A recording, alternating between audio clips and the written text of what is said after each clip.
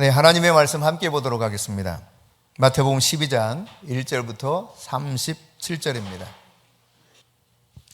네, 함께 말씀을 받도록 읽겠습니다.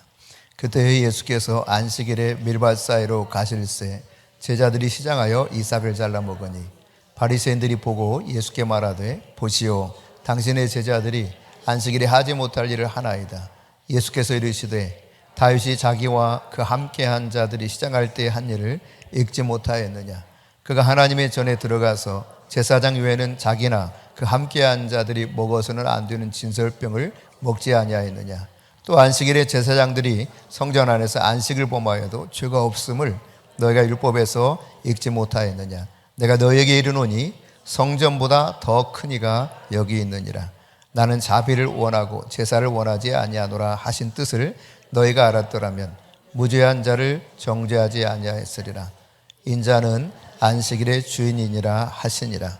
거기에서 떠나 그들의 회당에 들어가시니 한쪽 손 마른 사람이 있는지라. 사람들이 예수를 고발하려 하여 물어 이르되 안식일에 병 고치는 것이 옳으니까. 예수께서 이르시되 너희 중에 어떤 사람이 양 한 마리가 있어 안식일에 구덩이에 빠졌으면 끌어내지 않겠느냐. 사람이 양보다 얼마나 더 귀하냐.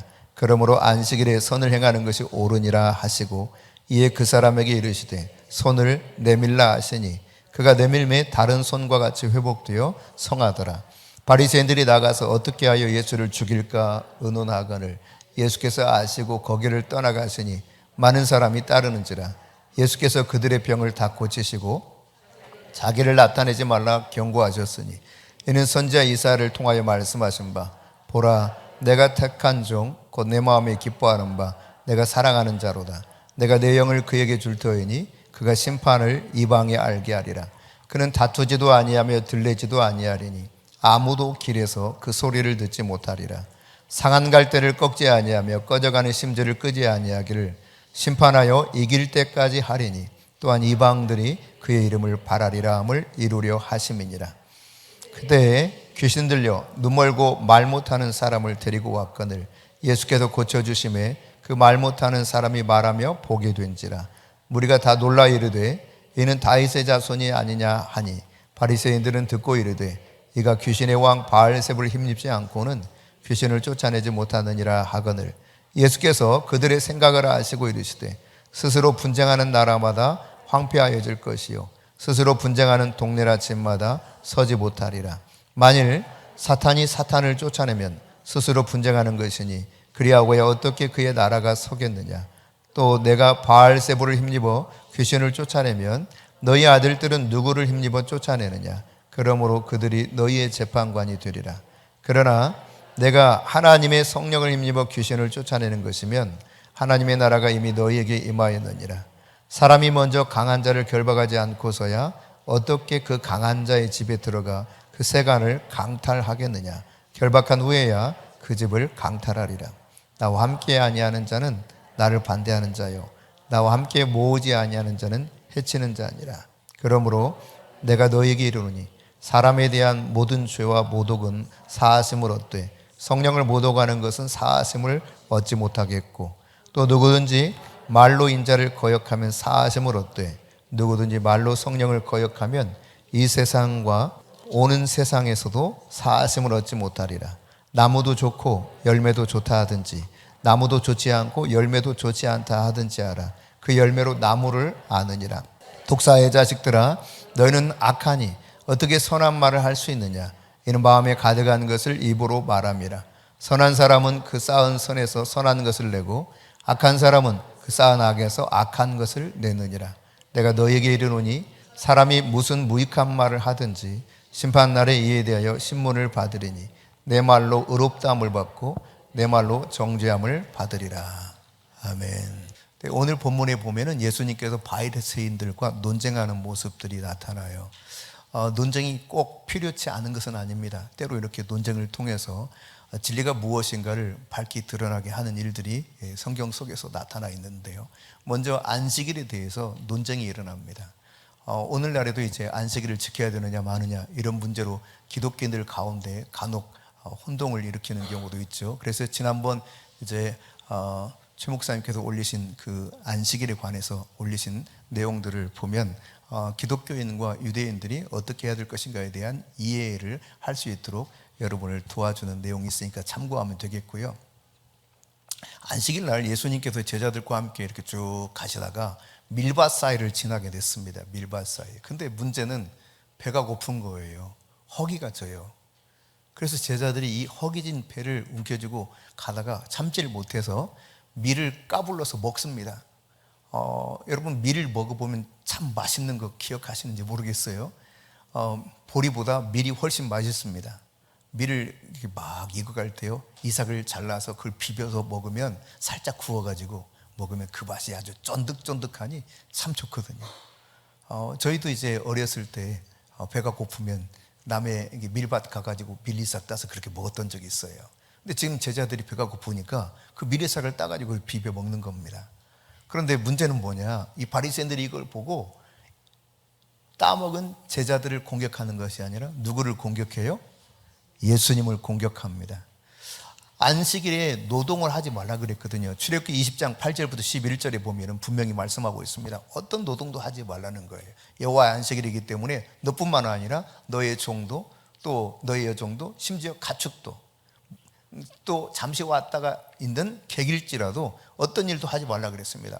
11절 보면은 엿새 동안은 열심히 일하지만 그러나 일곱째 날에 하나님이 쉬셨으니까 안식일을 복되게 한 그날을 기억하고 너희도 말하자면 쉬어라, 이런 이야기입니다.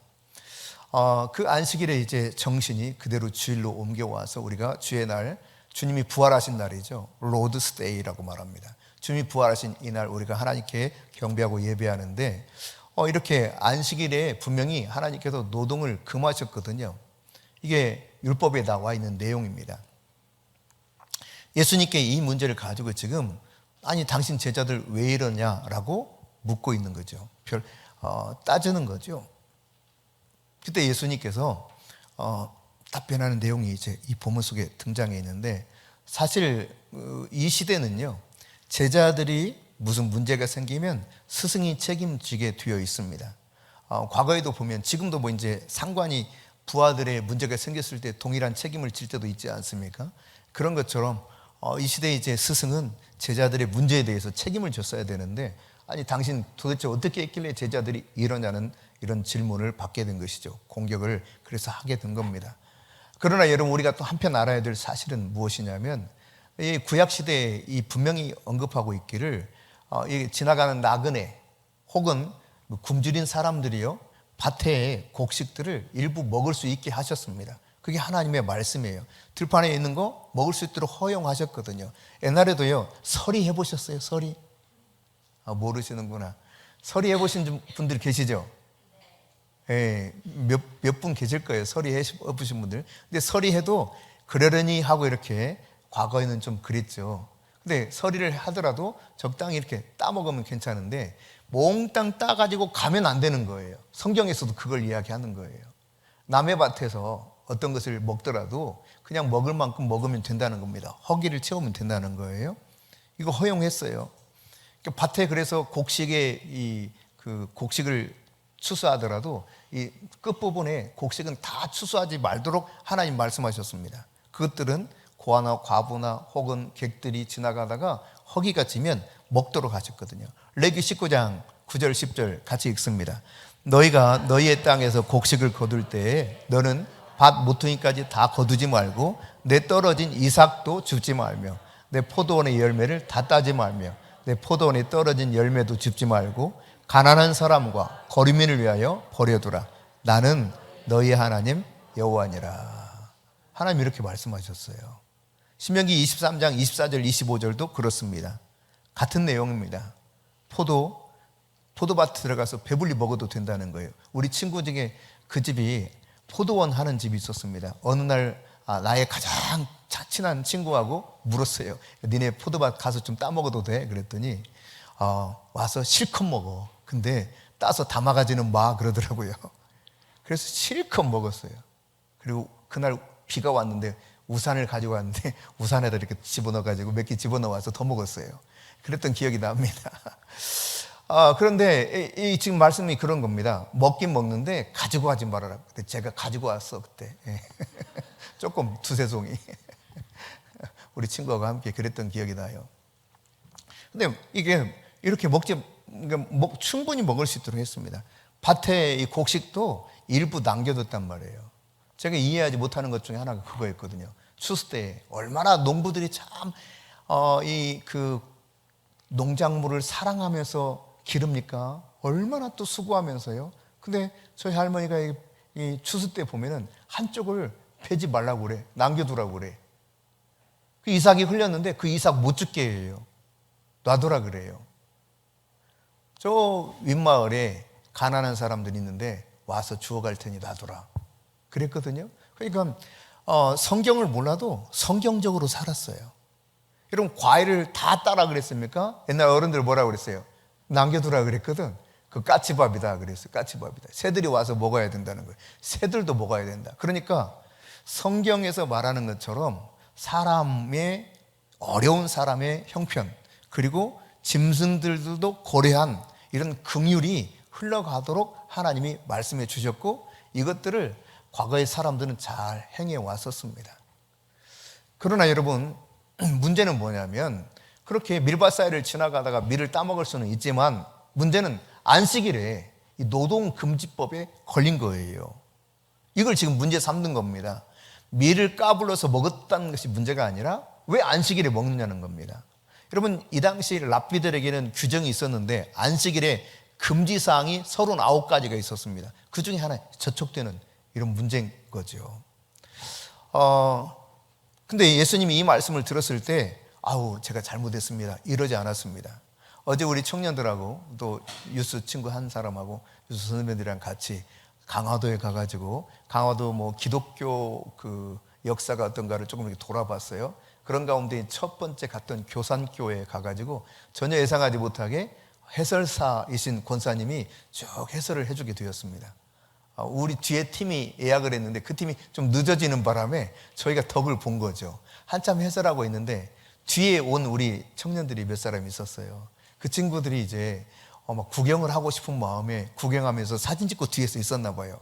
왜 하나만 오지? 한 사람 운전자만 들어오고 나머지가 안 들어오더라고요. 그래서 왜 안 들어오지? 화장실 갔나? 저는 이제 그렇게 생각하고 해설을 듣고 있는데 해설사가 약간 언짢아하면서 거기 뒤에 계신 분들 일행이시면 앞으로 오시라고. 같은 일행이시면 해설을 하고 있는데 와서 듣는 것이 예의가 아니겠냐고. 그래서 제가 그랬어요. 죄송합니다. 이 친구들이 죄송하다고 한 게 아니라 제가 죄송합니다 그랬어요. 제가 책임자잖아요. 그러니까 예수님께 지금 묻는 거예요. 아니 당신 제자들 분명히 안식일에 이거 해서는 안 되는데 왜 당신 제자들은 이따위 이렇게 살아가느냐라고 지금 바리새인들이 아주 격렬하게 따지는 겁니다. 그런데 예수님께서는 제가 잘못했습니다. 제가 잘못 가르쳤습니다. 이러지 않았단 말이에요. 오히려 어떻게 하시느냐. 3가지 이유를 들어서 이들의 정당성을 변호하십니다. 첫째, 사무엘상 21장과 22장에 보면 이 내용이 자세히 나오는데 사울 왕이요 다윗을 시기합니다. 그래서 다윗을 죽이려고 해요. 다윗이 어쩔 수 없이 도망을 쳐요. 도망을 치다가 급히 나왔기 때문에 밥도 굶었지 아무것도 없어요. 그래서 제사장에게 가가지고 혹시 먹을 거 있냐고 묻습니다. 근데 마침 먹을 게 하나도 없고 진설병에 떡만 있다는 거예요. 12덩이 떡. 이 진설병의 떡은 누가 먹는 거냐? 오로지 제사장들만 먹을 수 있는 떡입니다. 그런데 이 떡만 있다는 겁니다. 혹시 괜찮으면 나한테 줄 수 있느냐? 그러니까 제사장이 기꺼이 그것을 내어줘요. 그리고 다윗과 그 부하들이 그것으로 허기를 채우는 장면이 소개되어 있습니다. 그런데요, 이 말씀에 대해서 성경이 왜 제사장들만 먹는 떡을 다윗에게 줬느냐, 그들의 부하에 줬느냐라고 정죄하지 않고 있다는 사실입니다. 이것을 언급하면서 성경에서 알고 있듯이 다윗과 그 제자들이, 그 부하들이 진설병 먹지 않았느냐, 이 사실을 언급하죠. 네, 그런가 하면 여러분, 두 번째로 무엇을 또 언급하냐면 안식일에 제사장들이 성전에서 제사 의무를 위해서 일하거든요. 민수기 28장 9절 10절에 보면은 이 내용에 대해서 소개하고 있어요. 안식일에 제사장들이요 흠없는 1년 된 순양 2마리, 또 뭐 고운 가루 10분의 2 막 해가지고 섞어서 소제를 준비하고 전제를 준비하고 상번제 그리고 매 안식일의 번제 등등을 다 준비해서 이것을 처리하려면 부지런해야 됩니다. 안식일에 열심히 일을 해야 돼요. 분명히 안식일에 아무 일도 하지 말라고 그랬는데 이들은 안식일에 어때요? 정말 애쓰면서 일을 해야 돼요. 이걸 너희들이 알지 않느냐는 것입니다. 그러니까 제사장들이 하나님께 드려야 될 제사와 의무를 위해서 선한 의도를 가지고 일을 하는 것 하나님이 절대 정죄하지 않았다는 것이죠. 당연히 해야 되는 것이라는 사실을 이야기하고 있습니다. 따라서 지금 예수님이 하신 말씀이 무엇입니까? 성전보다 크신 분이 예수님이세요. 그리고 예수님의 제자들이 지금 하나님이 하게 하시는 그 일을 위해서 이렇게 하고 있다면 이거는 무죄자, 이런 이야기를 말씀하고 있습니다. 여러분, 성전에서 제사 드리는 제사장들이 일을 하면서 안식일의 규정을 어겨도 죄가 되지 않는데 이 성전 제사보다도 더 중요한 게 뭐냐? 하나님의 구원 사역입니다. 영혼을 살리는 일이에요. 천하보다 귀한 생명을 구원하는 일입니다. 이를 위해서 나와 나의 제자들이 일을 하다가 지금 배가 고파 먹는 것에 불과한데 뭐가 문제가 되느냐는 거예요. 그렇죠, 여러분. 성전에서 제사를 드리는 게 더 중요합니까? 아니면 하나님의 말씀에 따라서 생명을 구원하는 그 사역이 더 중요합니까? 많은 사람들은 제사가 더 중요하다고 생각할지 몰라요. 이게 이제 우리가 자칫하면 율법적인 사고관을 가지고 종교성으로 하나님께 나아가고자 하는 이런 잘못된 신앙 체계가 우리 안에 이렇게 쌓일 수 있습니다. 그러나 하나님은 영혼을 구원하는 일이 더 중요하다는 사실을 이야기하고 있죠. 이런 부류의 설명 가운데 하나가 뭐냐? 누가복음 15장에 보면 선한 사마리아인 비유가 나옵니다. 이 선한 사마리아인 비유 속에 이 예루살렘에서 사마리아로 여리고로 내려가다가 강도를 만났어요. 강도를 만나서 이 사람이 거의 죽어갑니다. 근데 거기에 누가 첫 번째 이 사람을 발견하게 되느냐? 제사장이 발견합니다. 제사장이 그 사람 돕지 않습니다. 그냥 갑니다. 이유가 있죠. 율법적으로 타당한 거예요. 만일에 이 부정한 것에 손을 대면 부정하게 되어서 일주일 동안은 부정한 채 아무것도 못해요. 제사장이 직무를 감당할 수가 없어요. 그러니까 제사장이 그냥 가는 거 이해할 만하다는 거죠. 율법적으로 보면. 그 다음 레위인이 옵니다. 레위인들은 누구입니까? 제사장을 돕는 사람들이에요. 그들 역시도 이 성전에서 자신들이 맡아서 하는 일이 있기 때문에 이들도 부정을 타면 이제 아무것도 못해요. 그러니까 뻔히 죽어가는데 그냥 가요. 죽은 시신에 손대면 안 되니까. 근데 누가 옵니까? 사마리아 사람이 지나가다가 그 모습을 보고 이제 짐승에도 내려서 가가지고 막 상처를 씻어주고 싸매주고 기름을 발라주고 자기 짐승에도 태워서 주막에 데려오고 열심히 밤새도록 간호하다가 가면서 그 주막 주인에게 돈을 더 주면서 내가 지금 가야 되는데 이 사람 대신해서 좀 도와줘라. 그리고 비용이 더 들면 내가 돌아와서 주겠다. 그리고 예수님 말씀하시죠. 이 중에 강도 만난 자의 이웃은 누가 되겠느냐? 그때 뭐라고 대답합니까? 그 사람을 도운 그 사마리아 사람이라는 거죠. 그때 예수님 뭐라고 말씀하셨어요? 너희도 이와 같이 하라. 그러니까 엄격한 율법에 따라서 그들이 안 해도 될 만한 상황이고 하서는 안 되는 어떤 규정이 있을지 모르지만 그러나 사람을 살리는 일이 더 중요했다는 이야기입니다. 그러니까 이런 생각을 하지 못하면 우리는 율법에 매이게 되는 경우들이 많이 있는 것이죠. 그래서 예수님께서 바로 이 사실을 언급하고 있는 거예요. 예수님은 성전보다 더 크신 분 아닙니까? 성전에서 예배를 받으신 분이 그분이십니다. 그러니 당연히 그가 생명을 구원하기 위해서 이런 일을 하게 될 때에 충분히 먹을 수 있다라는 사실을 언급하고 있어요. 그런가 하면 한 가지 더 이야기하죠. 호세아서 6장 6절을 인용하면서 오늘 본문 7절과 8절에 뭐라고 말하느냐. 자, 같이 읽습니다. 시작.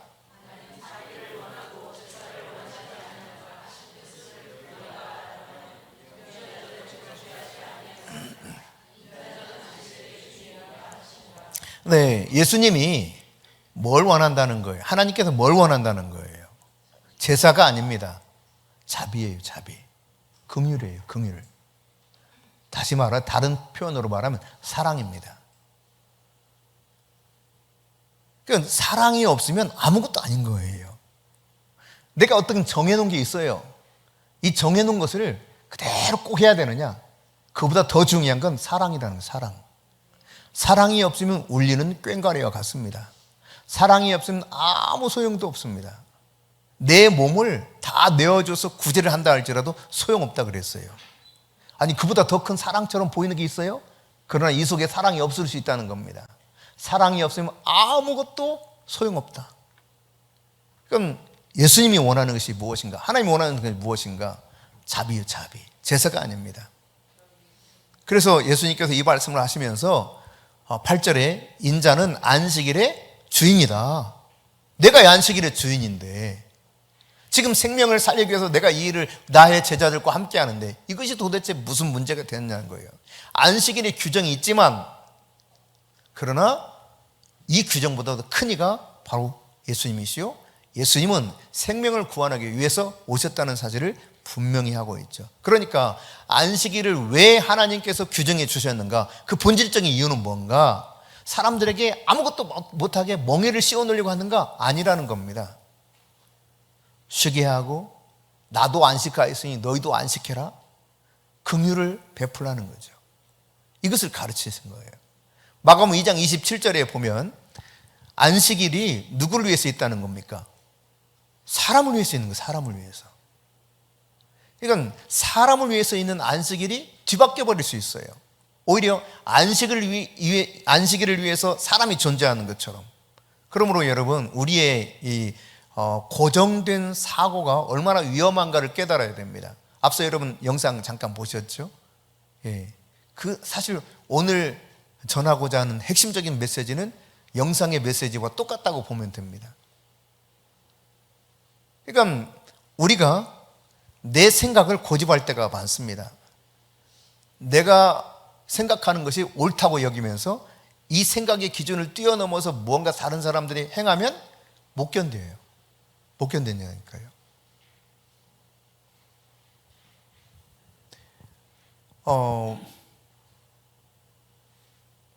좀 우스운 이야기인데요.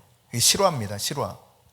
아주 큰 교회인데 우리나라의 큰 교회인데 이제 담임 목사님이 은퇴하시고 그 후에 후임 목사님 오셨어요. 근데 가보니까 눈에 거슬리는 게 하나가 있어.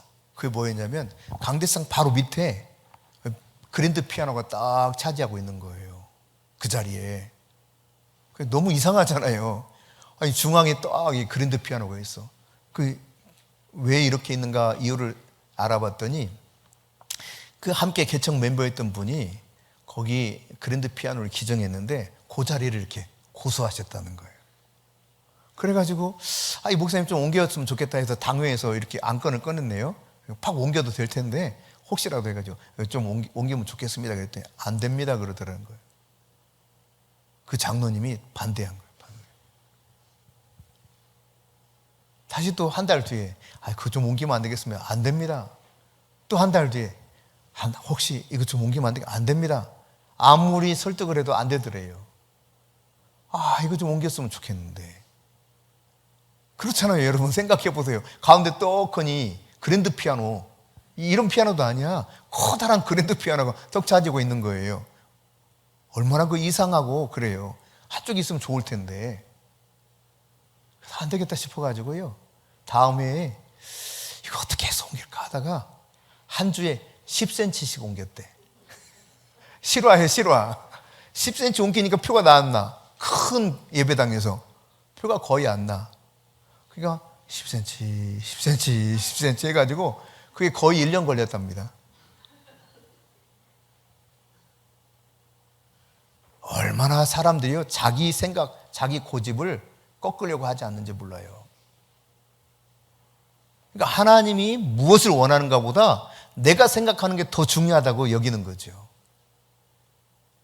이래야 돼, 이래야 돼 하는 것들.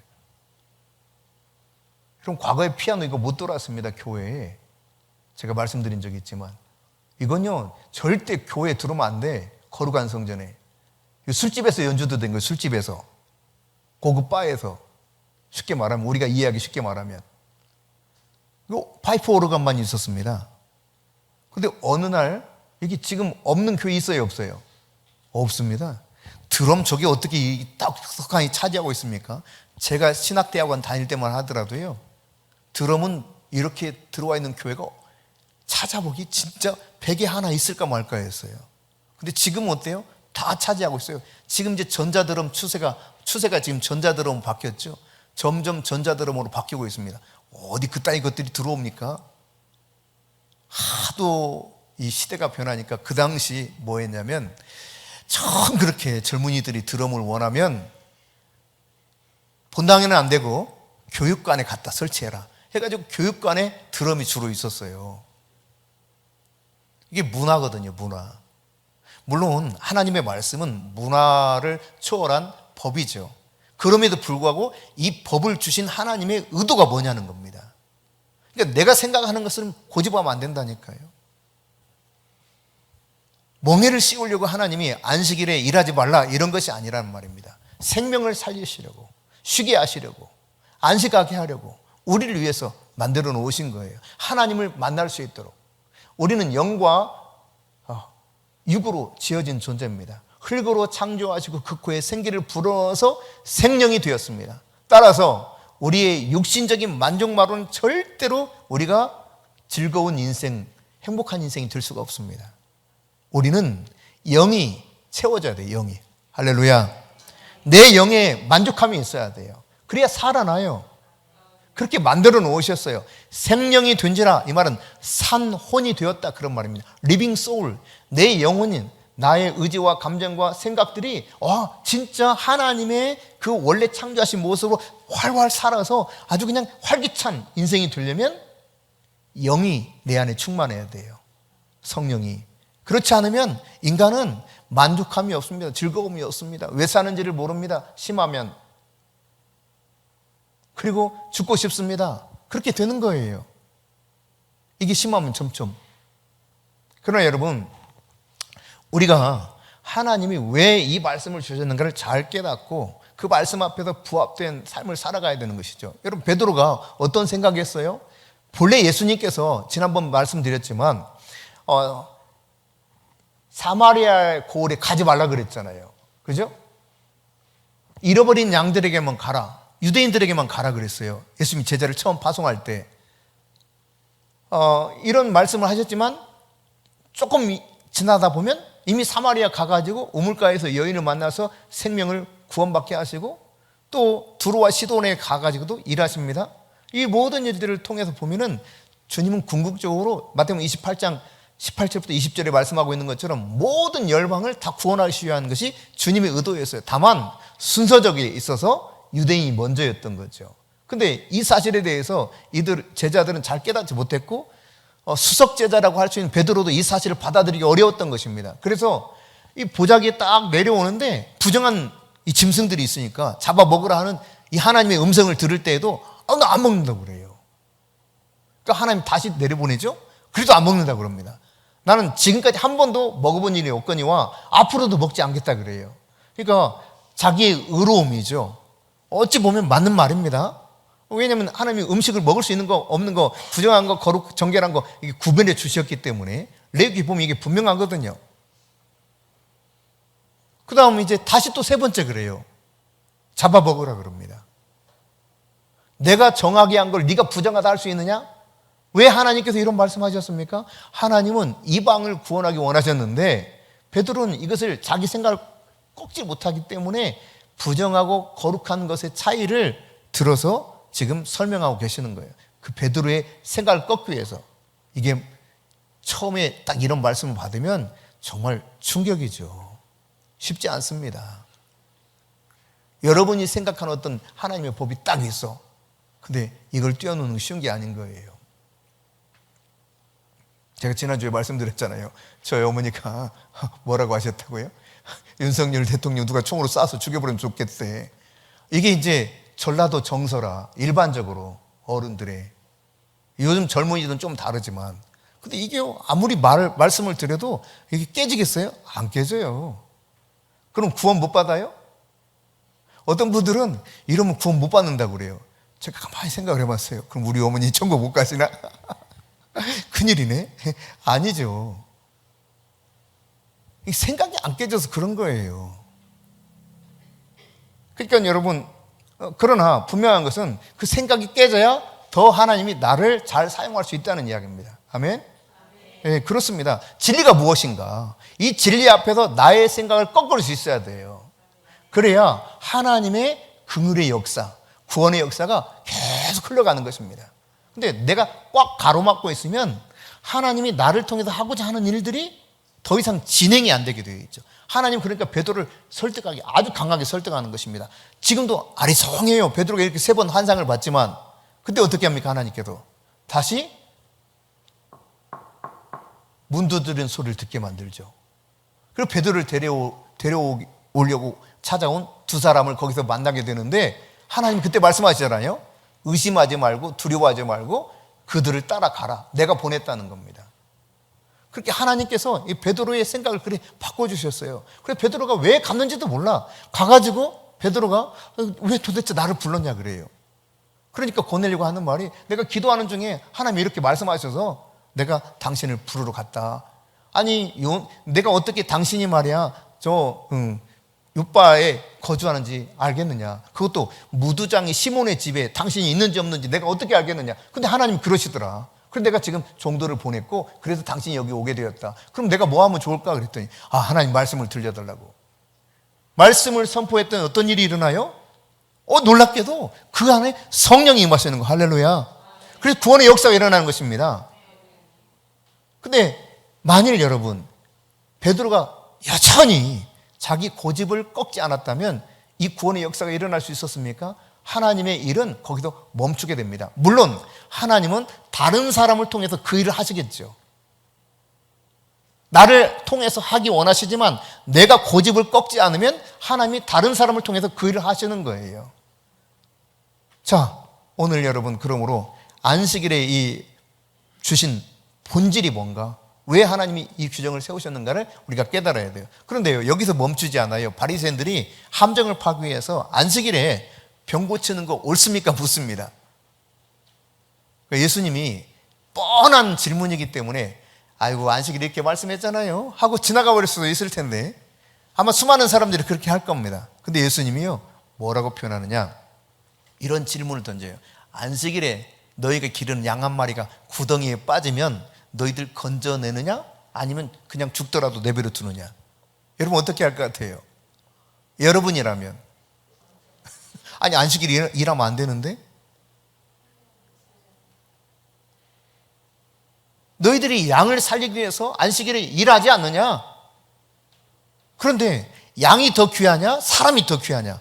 이렇게 예수님 질문하십니다. 요즘 얼마나 짐승들이 그냥 존귀하게 여김을 받는지 몰라요. 저희 어렸을 때만 하더라도 걔들은 사람들 똥 먹고 살았습니다. 그래서 똥개라 그랬어요. 아시는지 모르겠네. 똥을 먹고 살았어요. 음식을 잘 안 줬어요. 찌꺼기 좀 주고 배고프니까 사람 똥 먹고. 진짜예요. 이거 가짜가 아니라 사실이에요. 그래서 똥개라고 했습니다. 똥개. 아시죠?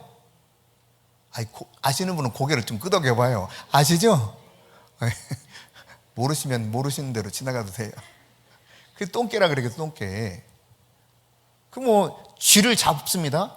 그러면 애들이 이제 쥐는 잘 안 먹어. 고양이는 쥐를 잡습니다. 그럼 고양이는 배고프니까 이 쥐를 먹어요. 그렇게 컸던 게 개와 고양이입니다. 그런데 요즘 어때요? 같은 침대에서 껴안고 자요. 네.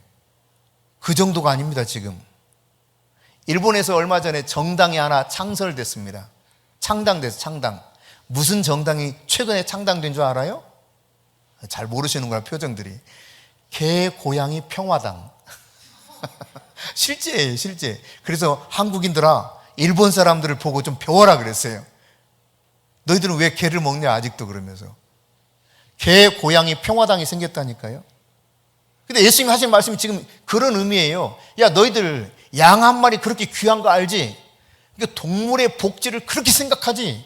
근데 하나님의 이 영혼을 그대로 빼어 닮은 하나님의 형상을 그대로 빼앗으면 사람이 돼서 너희들이 어떻게 해? 이 질문 던지고 있습니다. 사람만 또 못한 짐승만 또 못한 그런 사람 취급 받는 경우들도 종종 있죠. 오늘 지금 이 시대에 병든 자들이 그랬던 겁니다.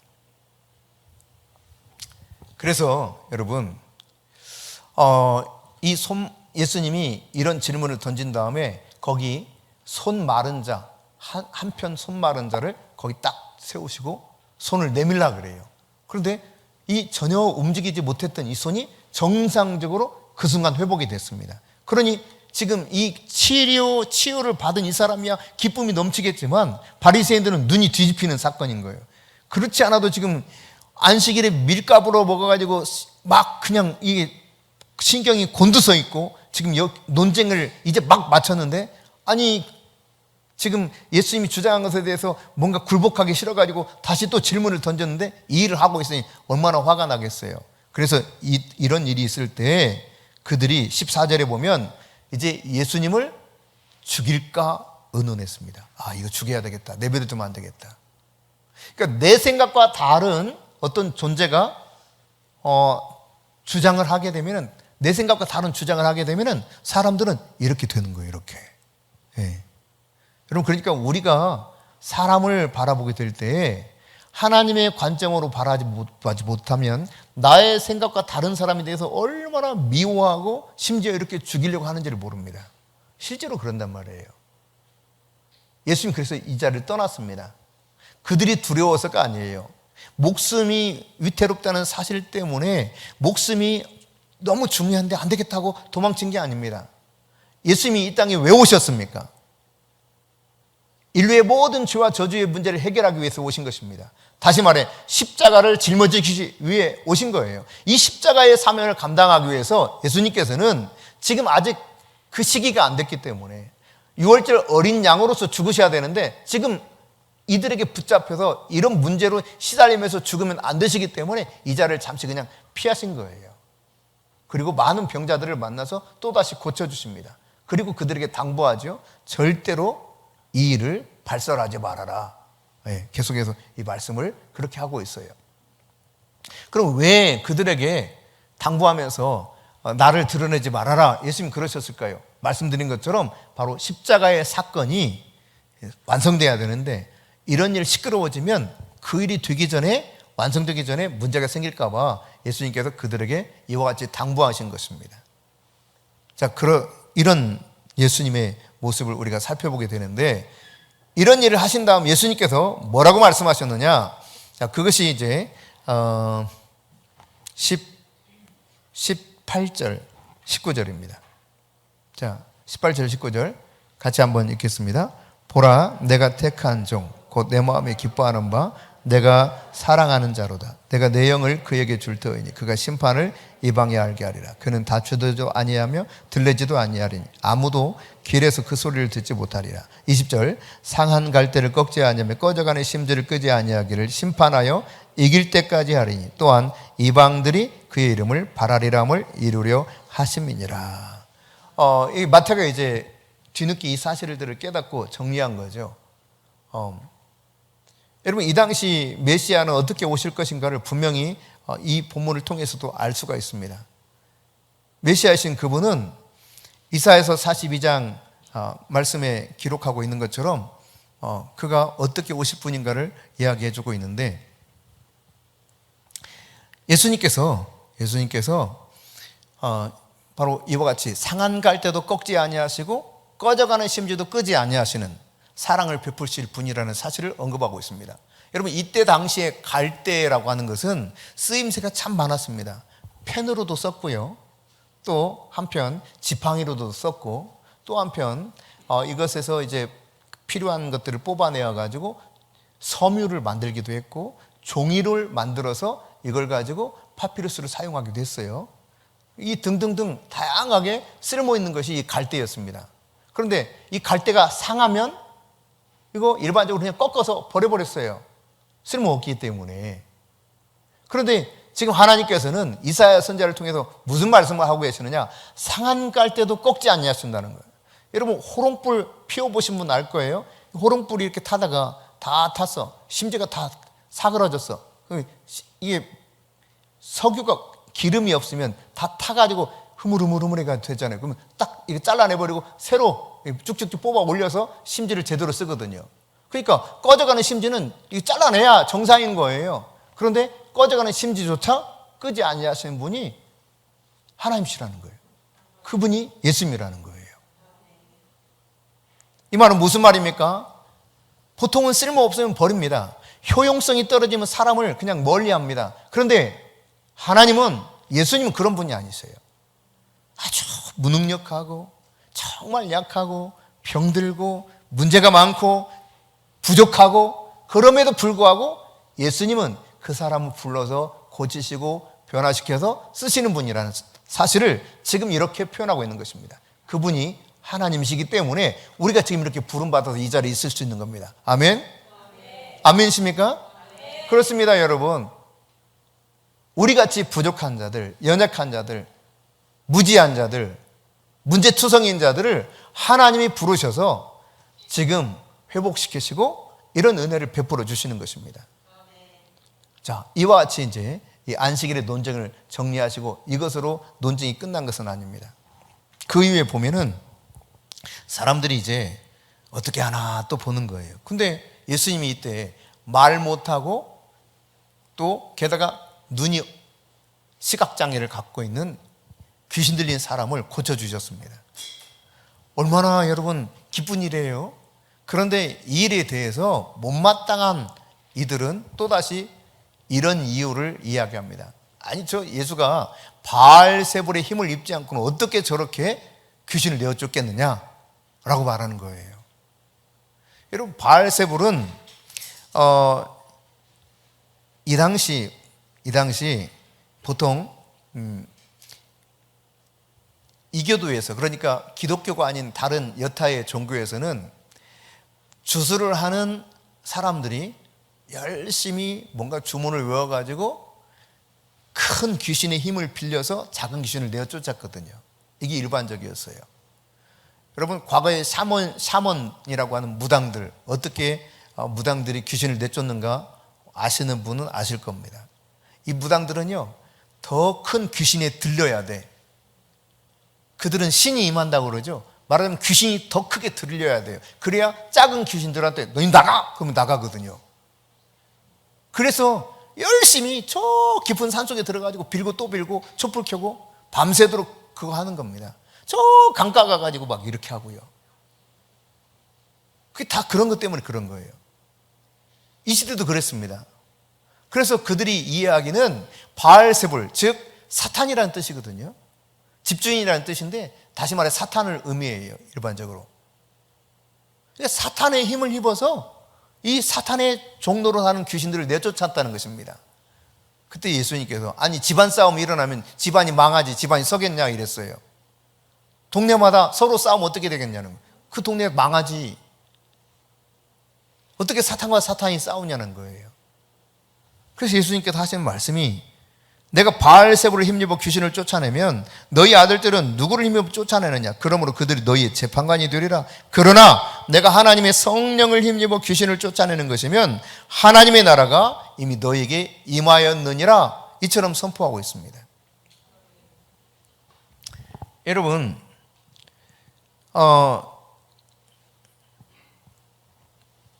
사실 바리새인들은 앞서 말씀드린 것처럼 성령을 통해서 예수님이 귀신을 쫓아냈음에도 불구하고 사탄의 권세를 빌려가지고 했던 것으로 주장했다니까요.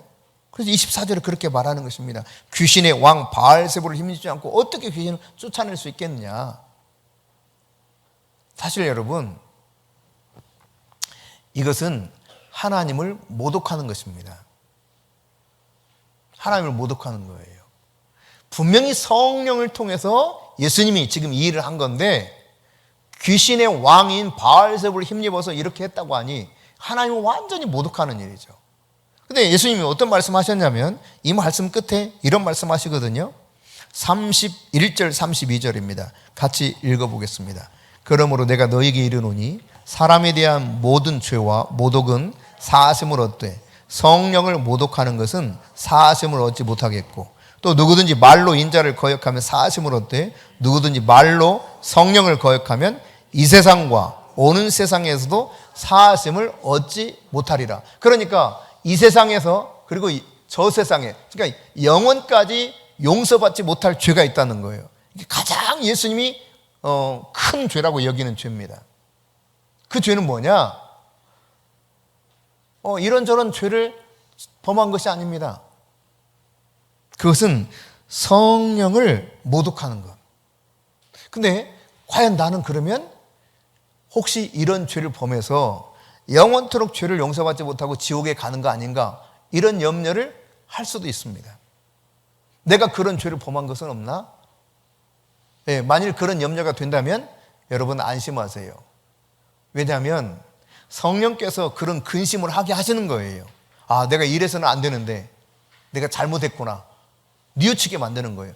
구원의 은혜를 받도록 하기 위해서 성령이 근심하게 하는 것이기 때문에 아직 그런 상태는 아니라는 사실입니다. 다만 돌이켜야 되겠죠.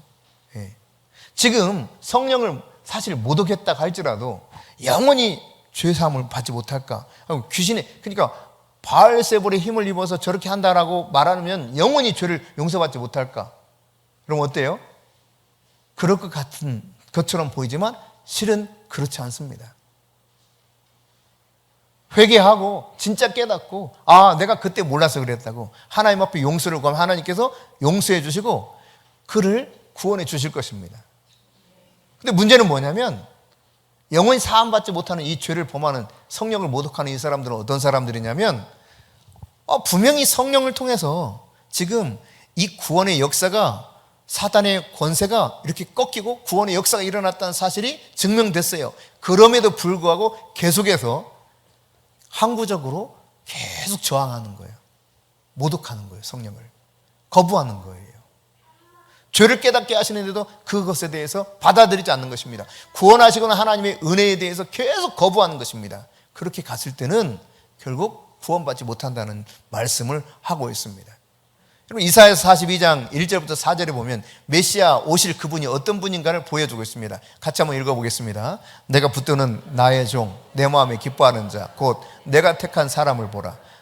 내가 나의 영을 그에게 주었은즉 그가 이방의 정의를 베풀리라. 그는 외치지 아니하며 목소리를 높이지 아니하며 그 소리를 거리에 들리게 하지 아니하며 상한 갈대를 꺾지 아니하며 꺼져가는 등불을 끄지 아니하고 진실로 정의를 시행할 것이며 그는 쇠하지 아니하며 낙담하지 아니하고 세상에 정의를 세우게 이르리니 섬들이 그 교훈을 앙망하리라. 1절 2절에서 보면은 분명하게 알 수 있는 사실은 성령께서 하나님이 보내신 종, 다시 말하면 메시아죠.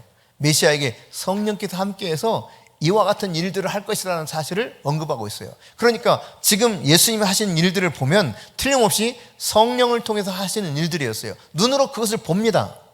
그것을 보고 있음에도 불구하고 이것을 계속 거부해요. 이런 자들은 죄를 용서받을 수 없다는 사실을 말씀하고 있습니다. 여러분, 명백하게 하나님이 하신 일을 확실하게 알 수 있음에도 불구하고 아니 귀신의 힘을 힘입어서 지금 저러고 있다면, 그렇게 주장한다면 그 사람들은 정말 이게 자신의 무덤을 판 꼴이 되는 거죠. 예. 성령에 대해서 모르면 그냥 모르는 것으로 내가 잘 모르겠다 이렇게 하면 될 겁니다.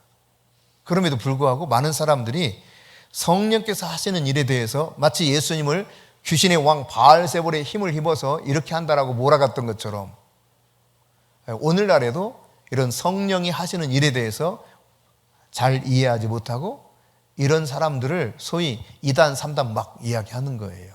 여러분, 함부로 여러분 판단할 것이 못 됩니다. 성령께서 하시는 이런 일들을 우리가 눈으로 본다면 조심해서 판단해야 될 일이겠죠.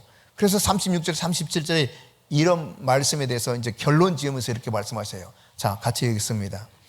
내가 너희에게 이르노니 사람이 무슨 무익한 말을 하든지 심판날에 이에 대하여 신문을 받으리니 내 말로 의롭다함을 받고 내 말로 정죄함을 받으리라.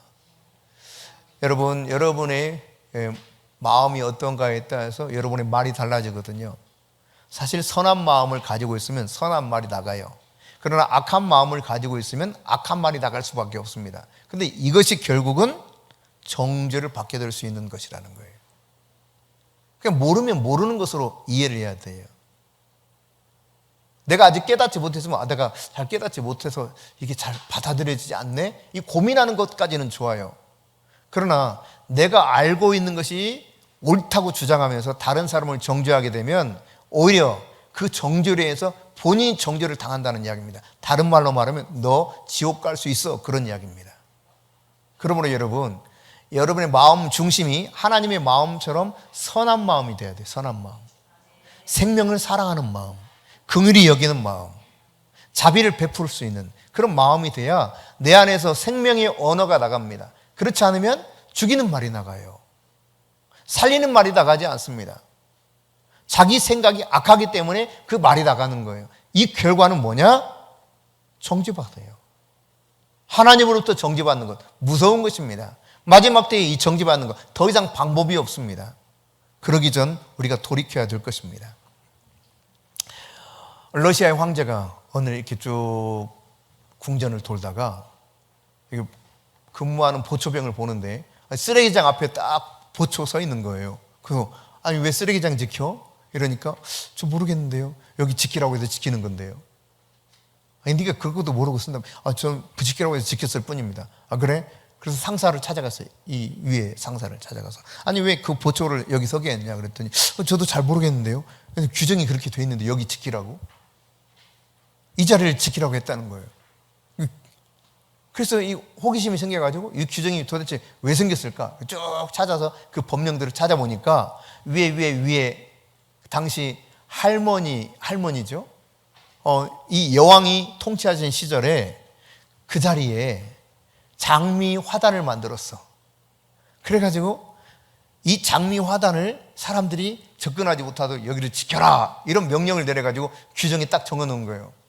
24시간 365일 여기를 지키라고 했던 거예요.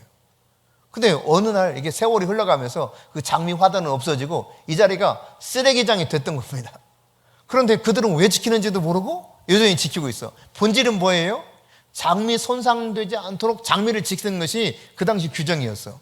근데 이미 장미 정원은 없어졌어요. 쓰레기장이야. 그럼에도 불구하고 이 규정을 지키려고 해.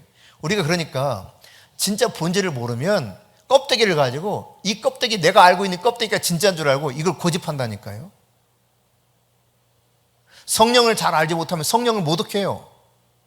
내가 알고 있는 상식과 법이 옳다고 여기면 그것을 고집해요.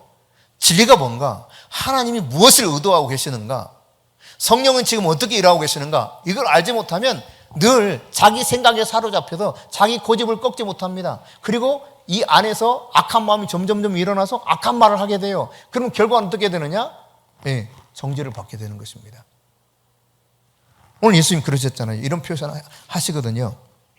나무도 좋고 열매도 좋든지 나무도 좋지 않고 열매도 좋지 않든지 이렇게 말하는 것이 정상이라는 거예요. 그렇습니다, 여러분. 나무가 좋으면 열매가 좋게 되어 있죠. 내가 말이 악하다는 것은 내가 악하다는 이야기입니다. 그러므로 여러분, 여러분의 마음을 잘 지키시고 여러분의 입술의 문을 지킬 수 있기를 바랍니다.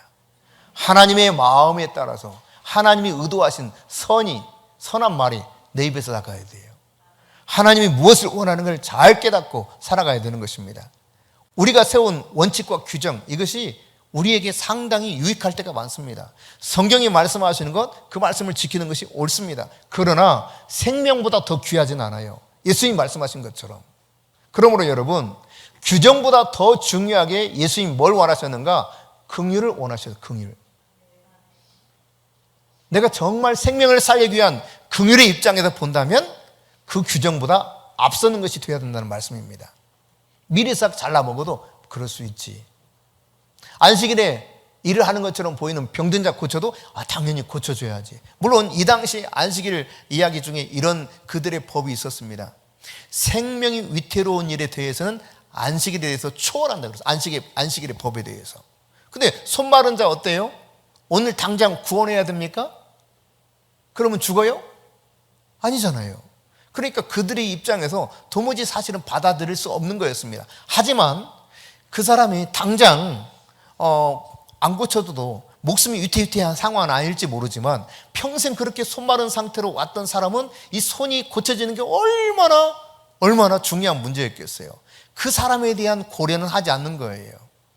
그러니까 우리가 무엇을 더 귀중하게 생각하는가, 이걸 염두에 둬야 됩니다. 아멘. 그 사람의 입장에서 생각해야 돼요. 그 사람의 생명을 살리는 일에 내가 관심을 가지고 있는가, 정말 내가 긍휼히 여기는 마음, 주님이 나를 긍휼히 여겼듯이 나도 그를 긍휼히 여기를 원하는 마음 가지고 내가 그렇게 바라보고 있는가. 그렇습니다, 여러분. 또한 여러분, 우리의 생각을 밖으로 드러내는 것이 말입니다. 말. 근데 이 말에 의해서 심판날에 우리를 정죄하는 근거가 된다는 사실을 잘 기억하십시오.